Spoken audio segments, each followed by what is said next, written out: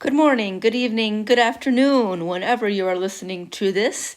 Thanks for making my lecture part of your day. All right, Dr. Jenkins, and we are back. So this video, we should be able to do it in one video, is going to be our discussion of the lymphatic system. Okay, so let's just take stock of where we are. We just came out of the cardiovascular system, of which I'm sure that you loved, right? So we did the blood, heart, and blood vessels. So now we're moving away from the cardiovascular system, but not that far away, because running right alongside our arteries and veins are lymphatic vessels. So this is the next logical chapter. You may be wondering why on earth I have a picture of Catherine Zeta-Jones with a line going through her. If indeed you know who she is, I realize I'm aging myself. We have a line through an attractive actress because, my friends, in many instances, the lymphatic system is not sexy. I'm sorry, it's just not sexy. You know, the heart, oh, that's sexy. It's this wonderful, glorious, muscular walled organ that pumps the nectar of life, blood, to all of our organs. And it's sexy because we can visualize it. We can see it beating. But then we get to the lymphatic system, and this is a series of vessels that picks up waste. So it's not sexy. But that does not mean that it's any less important. In fact, it's just as important. And even though we aren't going to spend too much time on it, it's still really important. And I think, we don't often talk about it a whole lot in everyday conversation. I mean, I do because I'm a dork, so I think it's an important chapter to go through. This is going to lead us into the immunity chapter, which is our next chapter. So oftentimes lymphatic and immune are talked about together, and we'll talk about why. But here's a little cartoon to wet your whistle. And indeed, I'm not that old. Not into the AARP era yet, but I'm getting there. But when I was younger, my mom used to put me over her knee and lube up the old-time mercury thermometer and take a rectal temperature. Now, I think it may have been a little bit beyond the time when that was commonplace, so maybe she just wanted to torture me. But ha ha ha. Okay, so here we go. I don't know why, but on these slides, there's this gray bar at the top. I don't know why it's there, but we should be able to see everything that we need to. So let's just start by defining the lymphatic system. So what is it? As you can see in this picture, let me see if I can zoom in. Ooh, look at that. We have a series of lymphatic vessels. They're usually shown as green, kind of kid puke or pea soup green on diagrams. And they run right alongside, in many instances, arteries and veins. So the lymphatic system is a series of vessels, a series of these green vessels. They work with the cardiovascular system, which we're going to talk about, but this is a network of vessels, and what they do is summarized here. These lymphatic vessels recover or pick up excess fluid. That may be a better way for you to think about it. These vessels pick up excess fluid. What we're going to find is veins in our periphery pick up a lot of excess fluid, but they can't get it all. So whatever our cardiovascular system is not able to pick up, it is the job of these lymphatic vessels to pick up that excess tissue, that excess fluid. Because we don't want excess fluid accumulating. There's lymphedema. Edema means swelling, and then lymph tells us that it's a swelling or an accumulation of lymphatic fluid. So if this lymphatic system is not working as it is supposed to, then we're going to have swelling, oftentimes in our extremities, because of gravity. It just pulls where the gravity pulls it. So, particularly if you look at morbidly obese individuals, oftentimes they have so much excess tissue and excess fluid, and they're not very mobile, and that leads to lymphedema. And that's just a visual representation of what's happening when these lymphatic vessels aren't able to pick up the excess fluid. Now, these lymphatic vessels will pick up excess fluid in a variety of places, and that excess fluid will make its way back up towards the heart. What we're going to find is that these lymphatic vessels are one way, and they function like veins. So we know that veins bring blood back towards the heart. Well, lymphatic vessels bring lymphatic fluid back towards the heart. So they're like veins, they're one way. And as the lymphatic fluid moves up back towards the heart, our lymph nodes will inspect it and clean it. If there is something that is picked up that is abnormal, then this lymphatic system will activate our immune response. So I've put these functions in that order. Okay, so the lymphatic system, it's a series of vessels. They move lymphatic fluid, much like veins, back towards the heart. It is a network of fluids that pick up excess fluid in our periphery.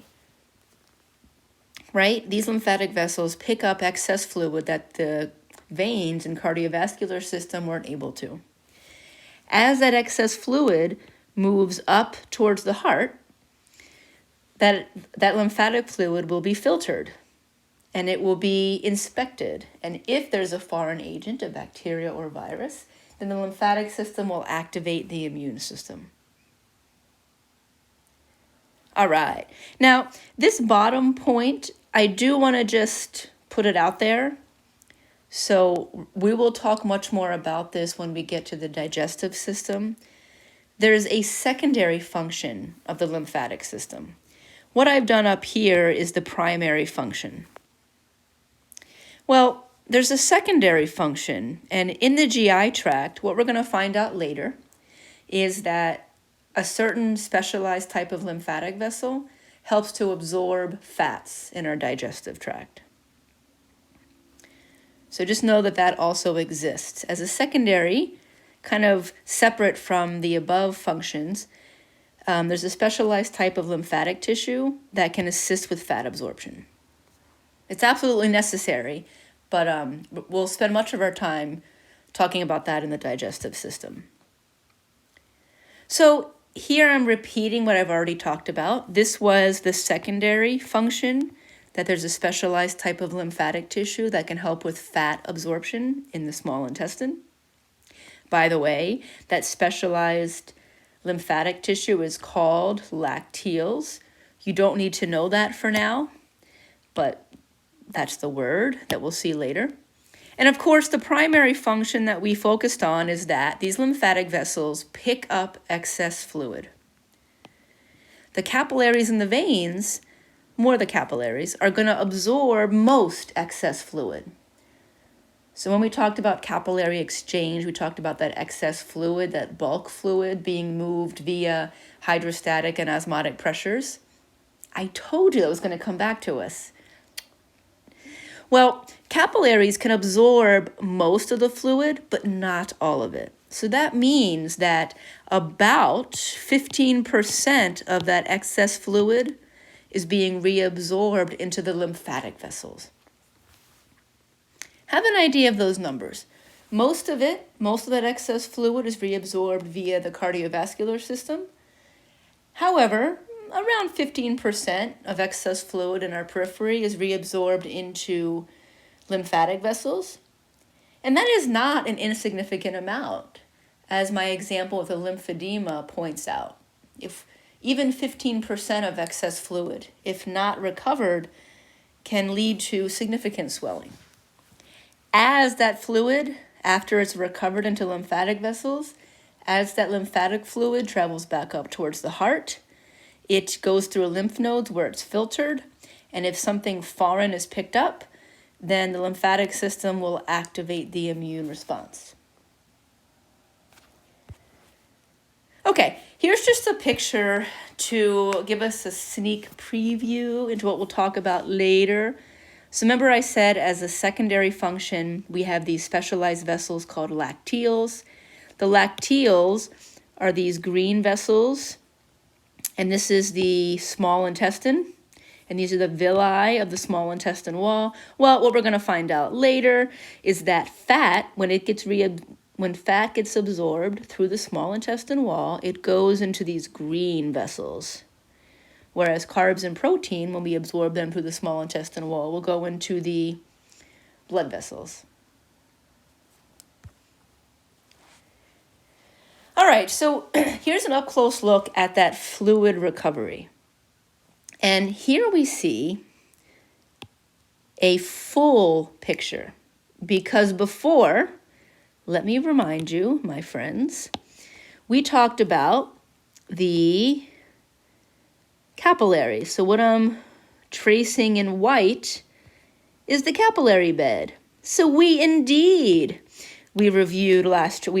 last chapter that we have excess fluid that is going to get reabsorbed into the capillaries. And of course, what's going to be pushing excess fluid from the tissues back into the capillaries was our osmotic fluid, our osmotic pressure.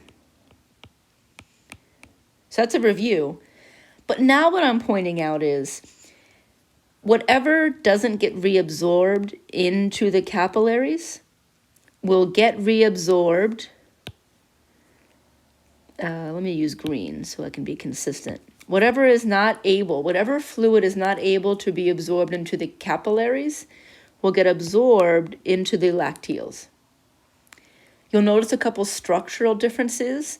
The capillary bed is interwoven, whereas the lymphatic capillaries, that we call them, the ends of the lymphatic tissue, just kind of reach out like tendrils. But whatever is not absorbed into the capillaries will get reabsorbed into the lymphatic. So here we go. Lymphatic vessels reabsorb whatever is left. You don't need to know this number, 3 liters per day, but it's just there to give you an idea. What I did ask you to know was that the capillaries will reabsorb about 85% of the excess fluid. Lymphatic vessels will reabsorb the remaining 15% or so. If you were interested, 3 liters gives us an estimate about what that 15% of fluid is per day. So as I just said, it may be easy to think, 15% isn't much. But over the course of a day, each lymphatic in the body, the lymphatic vessels will be reabsorbing 3 liters. All right, there is quite a bit of repetition, but that's not a bad thing, because the more that we can repeat it, the better.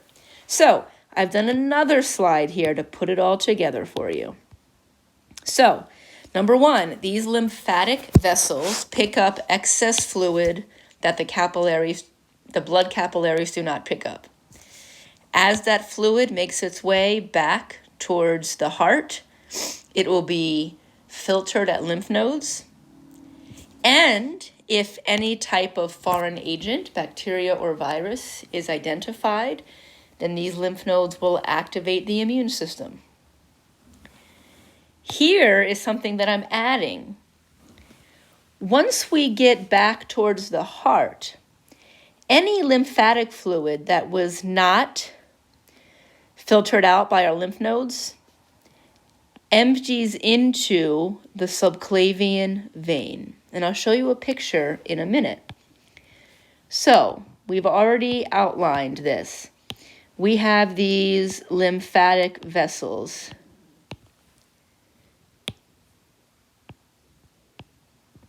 So we know that these lymphatic vessels recover excess fluid. That fluid travels up the lymphatic vessels back towards the heart. These lymphatic vessels are one-way streets, very similar to veins. As that lymphatic fluid travels back up towards the heart, it will be filtered by lymph nodes. Some of that fluid will be filtered out by the lymph nodes. Sometimes that lymph node will identify something foreign and will activate the immune response. But here is something new. Whatever fluid is left, once we get back towards the heart, empties into the subclavian veins. And because of lab, we know that the subclavian veins will empty into the superior vena cava, which empties back into the heart. So in the periphery, we are separating the lymphatic fluid from the blood that's in the bloodstream. But ultimately, whatever fluid is left in the lymphatic vessels, after it makes its way back up towards the heart, whatever lymphatic fluid is left will get dumped into the subclavian veins, which means that it's going back in the venous system and back into the heart and back into our cardiovascular system. What we're going to find is most of our lymphatic fluid gets filtered out along the way. So there's not a huge volume of lymphatic fluid being dumped into our subclavian vein. It certainly is some, but it's not huge. Okay, so I'm going to go through the components of the lymphatic system, and along the way, going to be reinforcing the functions that I've already been talking about. Well, here are the components of the lymphatic system. Well, first of all, we have the recovered fluid that we just call lymph or lymphatic fluid, just excess fluid. Then we have the lymphatic vessels, which are much like veins. We have a couple of associated cells, and collectively these cells can make up lymphatic tissue. And then we have a smattering of organs that, although they're not necessarily in one location near to each other in the body, these organs around the body all function to help the lymphatic system do its job. So we're going to take these one at a time. The lymphatic fluid, you can call it lymph or lymphatic fluid. It's just recovered fluid. You don't really have to know much about it. It's very similar to plasma, but it tends to have less protein. That's just a side point. You don't need to know that for an exam. You can just keep it as lymphatic fluid is pretty similar to plasma. But if you want to know some extra, the big difference between lymphatic fluid and plasma in the blood is that the lymphatic fluid will not have a lot of those plasma proteins. The vessels themselves, well, we've already identified that these vessels, they're identified as green on most pictures, they are very much like veins. So we already know what that means. They have thin walls. The fluid that moves through them moves through at low pressure. These lymphatic vessels, like veins, have valves to prevent backflow. Now, we have certain names for different types of lymphatic vessels. And these are in order from the periphery going back towards the heart. So what we're saying is the lymphatic capillaries will be out here in the periphery, which will lead into collecting vessels, which will lead into collecting, lymphatic trunks, which ultimately lead into collecting ducts. Let's have another picture here. So in this picture, we are at the periphery. So the lymphatic capillaries are at the periphery. We saw this picture already. These lymphatic capillaries are interwoven with the blood capillaries. And that's the only reason that they're able to pick up the excess fluid that the blood capillaries can't. Then the lymphatic capillaries will dump into collecting vessels. As we get closer to the heart, we have lymphatic trunks. And right before we get into the subclavian vein, we have the collecting ducts. Just know these in order, that at the periphery, we absorb the excess fluid in lymphatic capillaries, which leads into collecting vessels, which lead into lymphatic trunks, which lead into collecting ducts, which will then empty into the subclavian veins.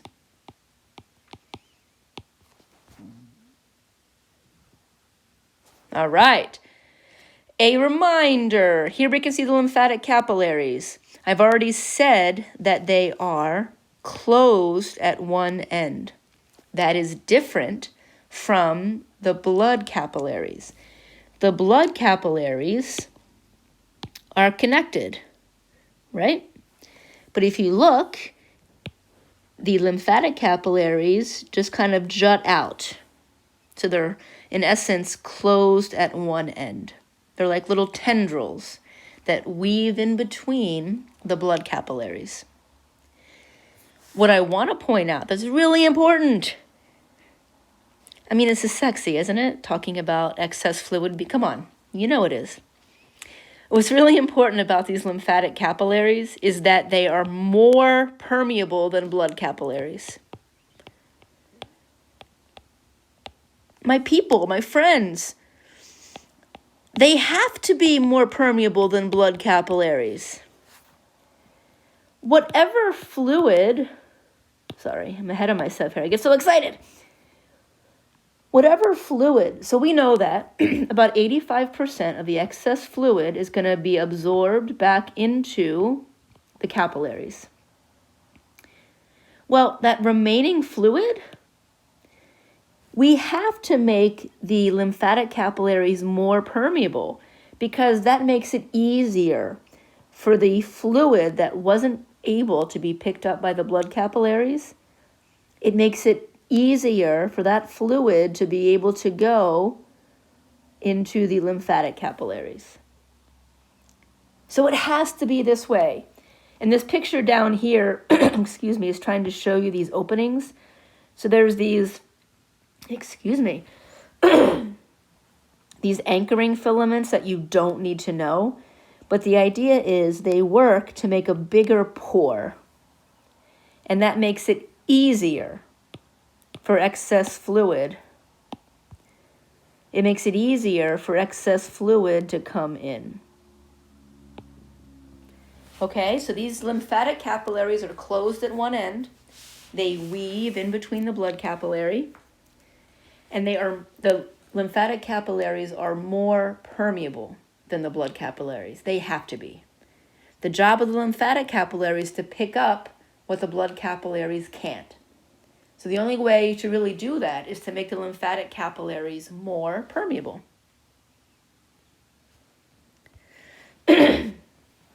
See, you had no idea how cool this chapter was, I tell you. So we've already established the route of lymphatic flow from the periphery back towards the heart. I would like you to know the two specific collecting vessels. Right? So we get from the lymphatic capillaries, this is a review, to the collecting vessels. And eventually we get up to the lymphatic trunks. And there are two of them. On the person's right side, you can see I've put it in yellow. On the person's right, remember this will be that person's right side. Whatever fluid is returning will dump into the subclavian vein, the right subclavian vein, via the right lymphatic duct. On the left side of our body, that lymphatic fluid will empty into the left subclavian vein via what's called the thoracic duct. So we have two collecting ducts. Right lymphatic duct, which is on the right side. You shouldn't forget that. Right lymphatic duct is on the right side. And then on the left side, we have our thoracic duct. Additionally, I'd like you to know which duct drains from which part of the body. To be honest, I have yet to get a concrete explanation for why it is this way. I just know that it is. The right lymphatic duct, this is going to drain all the lymphatic fluid from the right arm, right chest, and right side of the head, which means that the thoracic duct empties from everywhere else.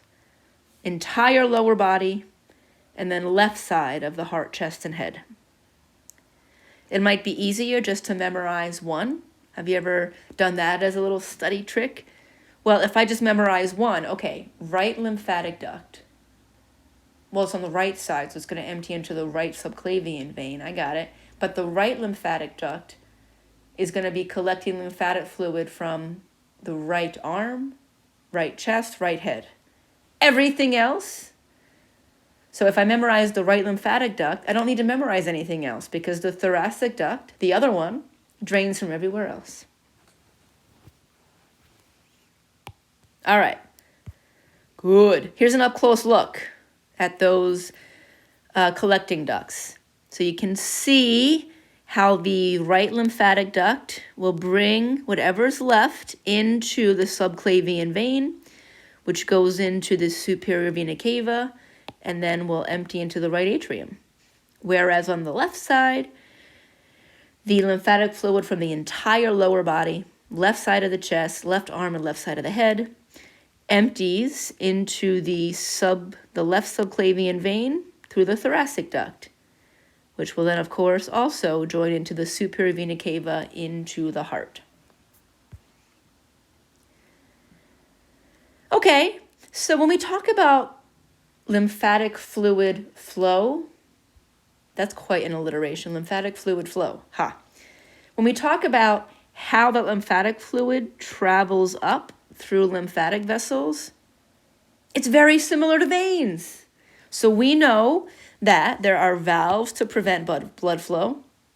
We know that the primary mechanism of pushing this lymphatic fluid up towards the heart, just like the primary mechanism of pushing blood through veins back towards the heart, is the skeletal muscle pump. So we have alternating contraction and relaxation of surrounding muscles, and that will push lymphatic fluid up.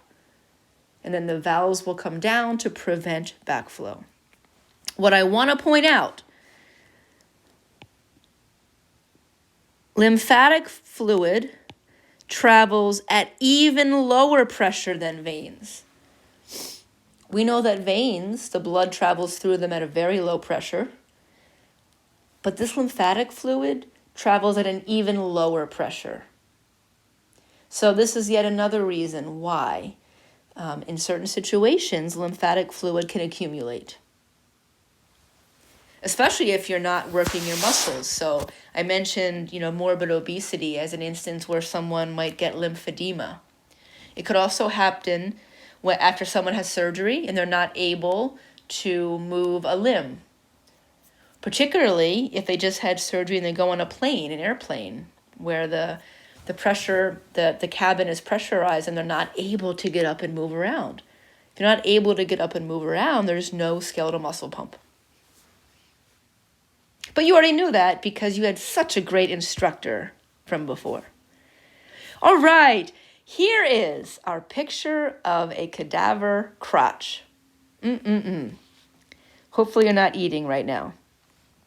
I show this for a reason. I'm not trying to be gross, but I like, when possible, to show you what it looks like in a real person. This is a dead person, but it gives you an idea. So I'm going to introduce something. You don't need to know it. Is everybody listening to me? I want to introduce to you something called the femoral triangle, but you don't need to know it. If you're interested, there's this area that is bound by a couple key anatomical structures. And this area is known as the femoral triangle. And it's important because there's just so many things going through there. So it's kind of in the underwear line. If you're interested, the three boundaries, again, this will not be on the test. The three boundaries of the femoral triangle are the inguinal ligament, the sartorius muscle, and an adductor muscle. But collectively, these three form these boundaries of the triangle. Again, you don't need to know that. This area is so important because a big bundle of arteries, veins, nerves, lymphatics. This is a big bundle of supplies to our leg.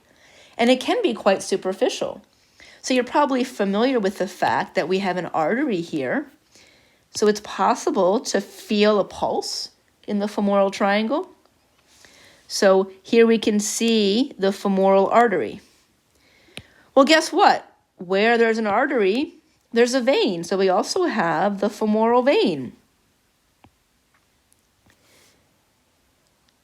Well, guess what? We're also going to have nerves. I'm so excited. I'm going over my words here. We also have nerves. Femoral nerve.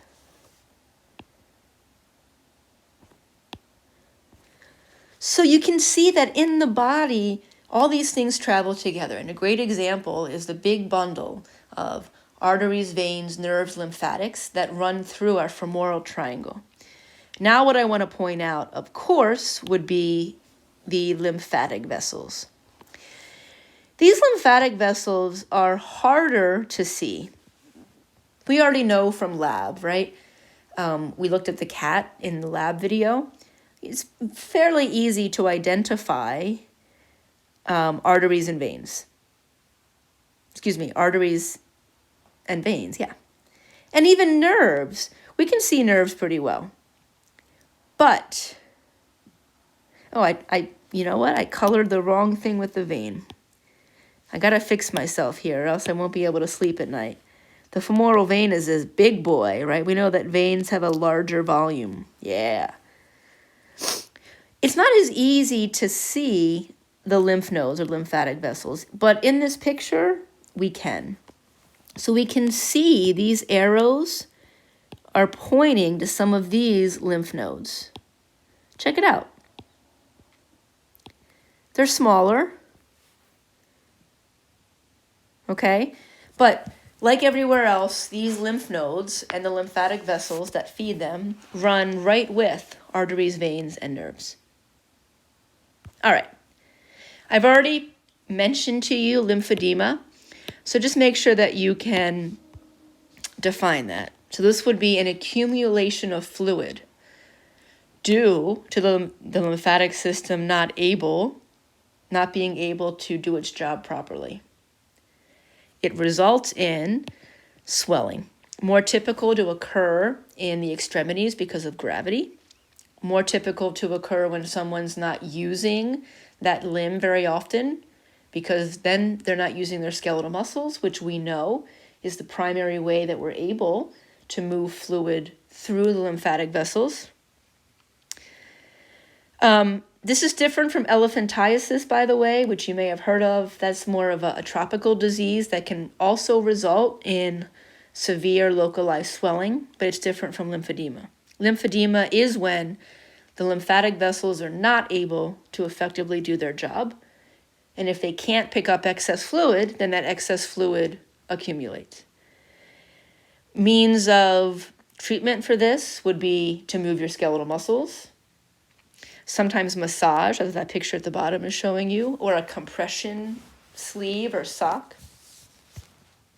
Okay, so if you remember, we were talking about the components of the lymphatic system. And we said, well, there's lymphatic fluid, it's kind of like plasma. We said that there's lymphatic vessels that are structured very much like veins. right? Well, now I want to talk about some lymphatic cells.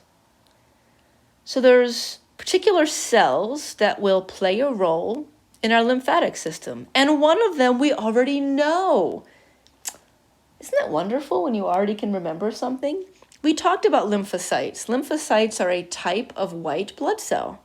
They're the second most common type of white blood cell. Remember, never let monkeys eat bananas. The most common is neutrophils. Never let lymphocytes are our second most common type of white blood cell. Well, these play a role in the lymphatic system. So you can see some of these lymphocytes are stored in our lymphatic system. Some of them are stored in the lymphatic vessels themselves. We will talk about the types later. So you don't need to know about the specific types now. All that we're saying is that lymphocytes are a type of cell that play a role in our lymphatic system. Some of them actually travel in our lymphatic vessels. Some of them are stored in our lymphatic organs. There are other types of cells that also play a role in our lymphatic system. You don't need to know any of these. I've given you a list just so you have it, but you don't need to know any of these specific cells. I do want to remind you, because in a minute we're going to be talking about the spleen. The spleen is one of our lymphatic organs. And you may remember I'm smiling because I told you at the beginning of this course that I'm going to be throwing things back at you from A&P1, a not so gentle nudge. Well, here's one of them. We talked about tissue types. We talked about connective tissue. There was adipose. There was areolar, and there was also a connective tissue called reticular. And when you memorize one location where reticular connective tissue was found, you memorize the spleen. So now we're talking about it again. So one particular type of tissue that we see in the lymphatic system is reticular connective tissue. And this is going to be found not only in our spleen, but in other lymphatic organs as well. All the rest on this screen is extra. Just know that many of our lymphatic organs are made up of reticular connective tissue. Okay, now we've come to the second part of this chapter. And the second part of this chapter is a discussion of our lymphatic organs. We've talked about lymphatic fluid, lymphatic cells, lymphatic tissue, and lymphatic vessels. Well, now let's talk about our lymphatic organs. I've already mentioned that they're kind of spread all out throughout the body. I think a decent way of learning these lymphatic organs is to use a war analogy. And in this war analogy, we're going to separate our lymphatic organs into two categories. The primary lymphatic organs are the organs that would be at, in our little example here, the central fort. This could be, because we're up here, Fort Ticonderoga, could be Fort Bragg, you name an army or military training base, right? These are the organs that produce and mature the cells. Just like a fort produces and matures soldiers, these primary lymphatic organs produce and mature lymphatic cells. This picture here, many of you may not know what it is, but I had to learn it when I was in elementary school because I grew up in Maryland. So this is Fort McHenry down in Baltimore. And this is where Francis Scott Key witnessed the battleships out in the harbor, and he wrote the Star-Spangled Banner. Yeah. So a primary lymphatic organ. Our two primary lymphatic organs are the red bone marrow and thymus gland. And they're considered primary because this is where our lymphatic cells are produced and matured. And by the way, the lymphatic cells that we're talking about, of course, are the lymphocytes. So you already know where blood cells are made. Red bone marrow. We already mentioned in the blood chapter, some of those white blood cells have to go to the thymus gland for maturation. And these, in fact, are lymphocytes. So much like an army training base produces and matures soldiers, excuse me, the primary lymphatic organs, red bone marrow and thymus gland, produce and mature our lymphocytes. That means that our secondary lymphatic organs would be where the cells go to do their function, or where the troops go to do their fighting. And these would be all the other lymphatic organs, our lymph nodes, spleen, and tonsils, right? So secondary lymphatic organs would be where our lymphatic cells go to do their job. Primarily lymph nodes, spleen, and also a little bit of the tonsils. So here we go, let's go through them. So we have our primary lymphatic organs. It's our fort or base where our lymphocytes are produced and matured, just like at a base where our soldiers are trained. We already know red bone marrow. It's found in the epiphyses, another A&P1 term. Ha! Red bone marrow is found in the epiphyses in adults of the head of the femur and head of the humeruses. This is where white blood cells are produced. You already know that. And then we said some of those white blood cells, in particular, are lymphocytes. The lymphocytes are produced in the red bone marrow, but they need extra maturation. They need extra training. So the lymphocytes that are produced in the red bone marrow are then transported to the thymus gland. And the thymus gland matures these lymphocytes. In addition, this thymus gland, in addition to maturing the lymphocytes, the thymus gland secretes hormones that regulate them. It's a gland after all, so it secretes hormones. Perfect. I wanted to point out in this picture that the thymus gland is different from the thyroid. You can see in this picture the thyroid gland, which is something you're probably more familiar with.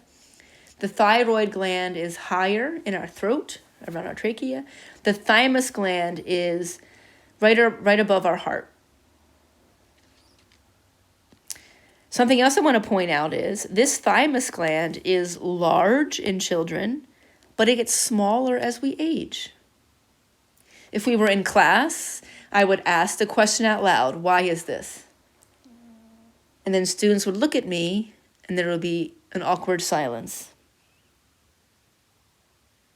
But I can't so much do that here because I can't see you, so I'm just going to tell you.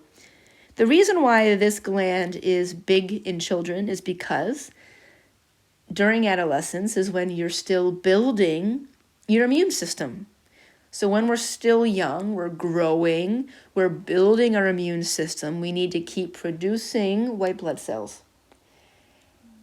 After puberty, as adults, we more or less have all the immune cells we need.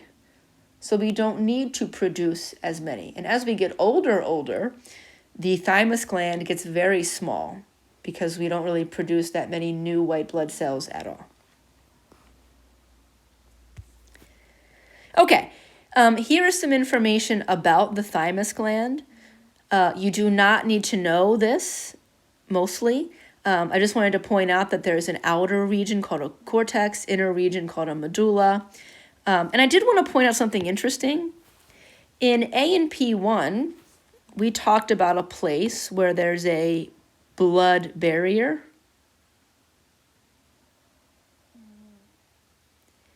That, my friends, is an awkward pause to see if you remember, and my cat is snoring in the background. Yes, the blood-brain barrier. So we have a specialized layer of epithelial cells that lines the brain, and it makes up a blood-brain barrier, which is more specialized in terms of what it allows through.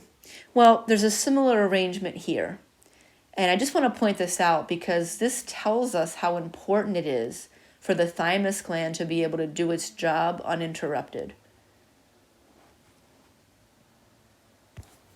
Okay, so those are the primary lymphatic organs where our lymphatic cells are produced, red bone marrow, and matured in the thymus gland. Now we'll talk about the secondary lymphatic organs.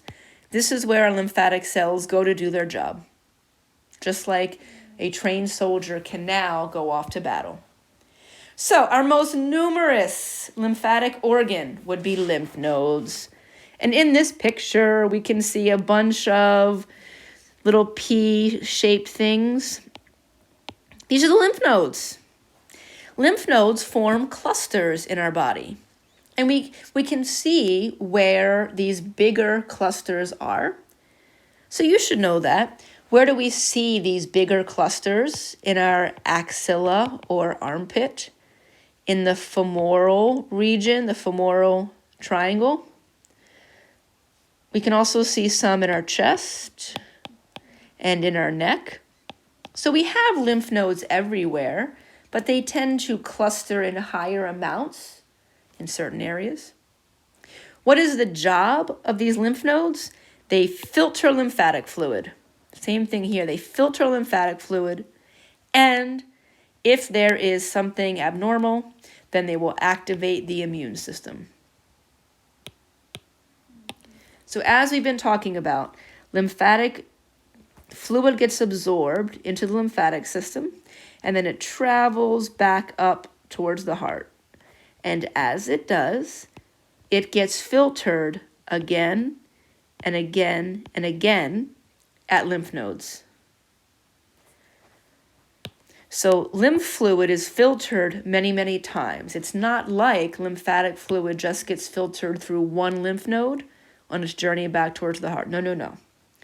This lymphatic fluid will get filtered again and again. If something abnormal is noticed, then these lymphatic nodes will activate the immune system. Same picture of the lymphatic nodes here. Okay, you can see the structure. You do not need to know the cortex or medulla. What I do want to point out, let me see what I have next here. Okay, what I do want to point out, so what I'm writing down is the most important, is that lymphatic fluid enters lymph node from multiple vessels. You can see that, my friends. So we have lymphatic fluid coming in here, from here, from here, from here, from here. And then what's going to happen is that lymphatic fluid will get filtered as it moves from the outside of the lymph node towards the inside.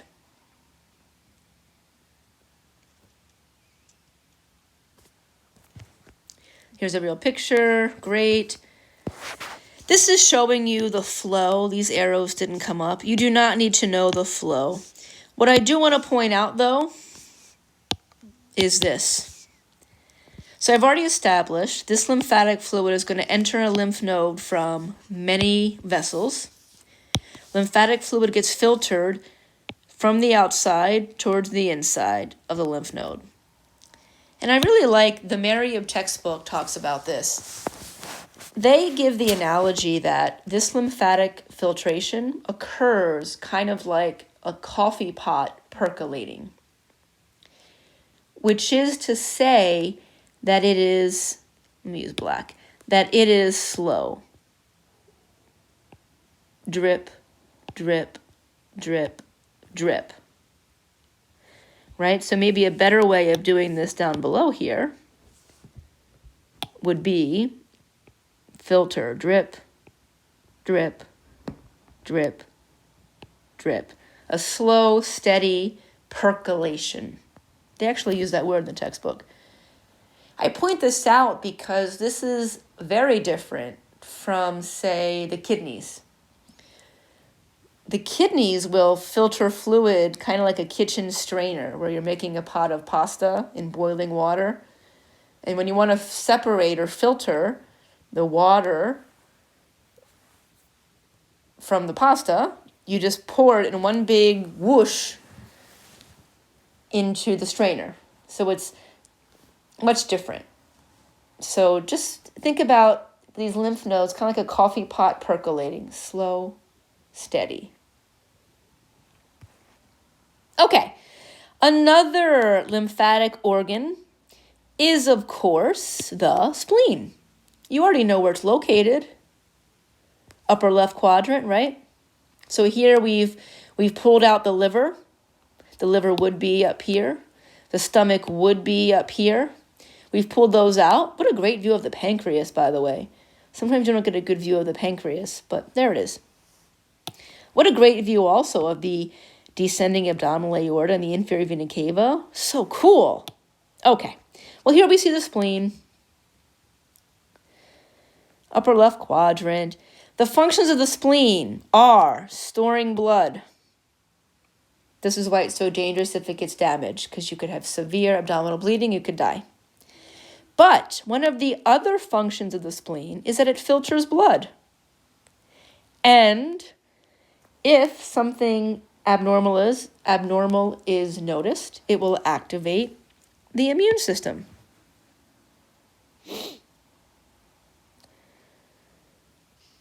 Now, this is a little confusing because we think of the spleen as filtering blood. We know that blood is going to come into the spleen through the splenic artery.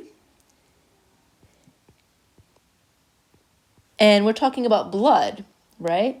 Well, of course, there's also going to be some lymphatic vessels going in here. But even some of our lymphatic fluid that returns back to the subclavian vein is going to then, now that it's in the heart, be pumped out in the blood. So even though previous to this, I've been separating the blood running through blood vessels from the lymphatic fluid running through lymphatic vessels, they still can help the immune system. So maybe the best way to think about this is we have the bloodstream, right? And we have lymphatic vessels. And they run side by side, but separately. My point, though, is, maybe I can use blue.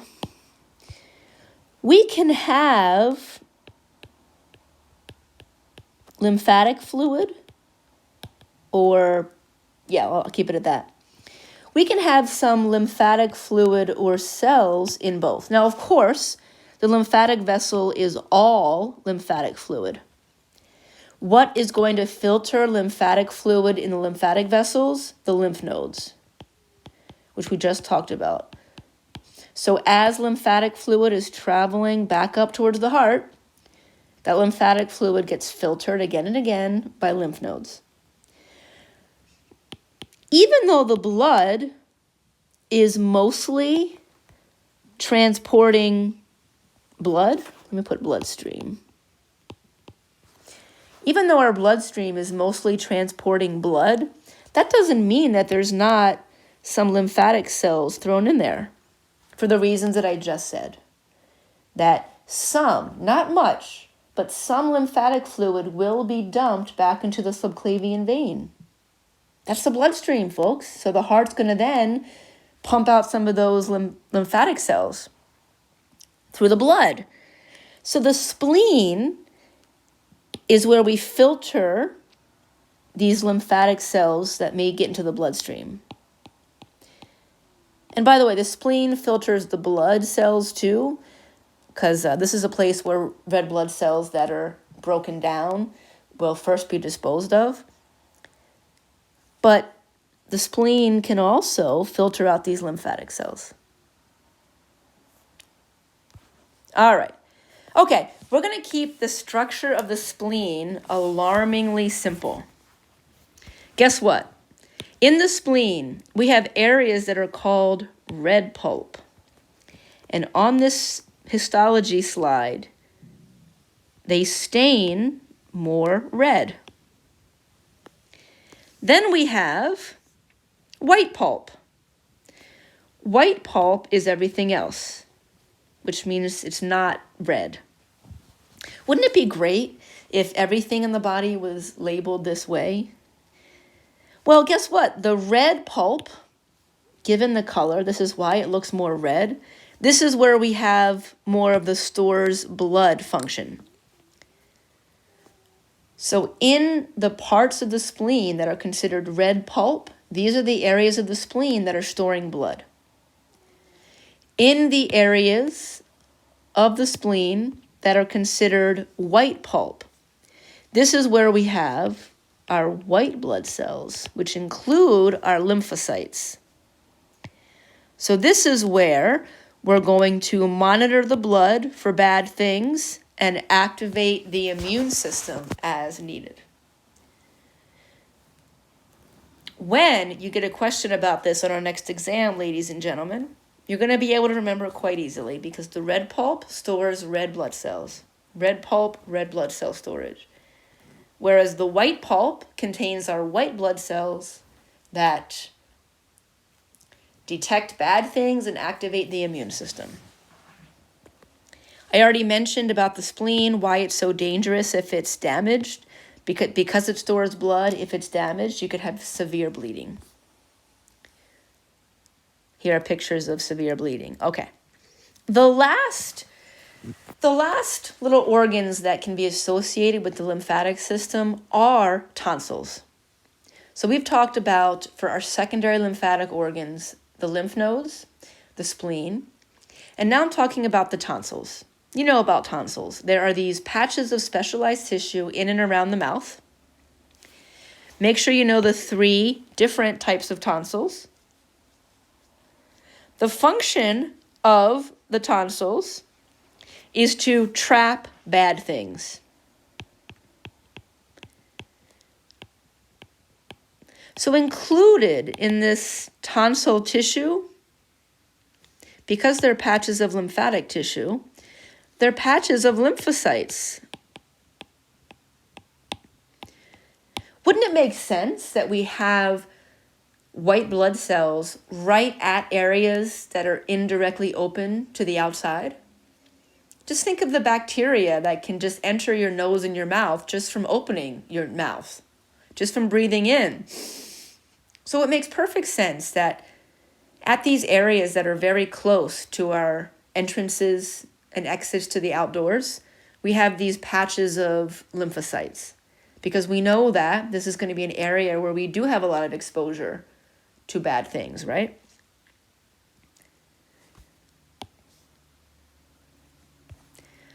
So just make sure you can label all of these. The palatine is the one that you can kind of see often towards the back of your throat. These are the ones that are commonly referred to as just tonsils. Lingual, as the name suggests, at the root of the tongue. And then the pharyngeal is up in our pharynx. And this is what's commonly known as our adenoids. But collectively, they're very similar in their overall structure. They are patches of lymphatic tissue, and they're located at a spot that's close to entrances and exits to outdoors, out of the body. So we know there's going to be a lot of potential incoming foreign agents. So they're patches of lymphatic tissue that trap foreign agents and activate the immune system. Guys, some pictures here. Okay. At the end of this chapter are some review slides. I've just put together everything that we've already talked about. All right? I don't want you to take this chapter too lightly. It is straightforward, much more straightforward than our immune chapter will be, much more straightforward than our previous chapters on the blood vessels and the heart. But that doesn't mean you don't need to study it. So hopefully, if you study well, these will be questions on the exam that you will do well on because it's very straightforward. Alrighty, folks, I'll see you next chapter.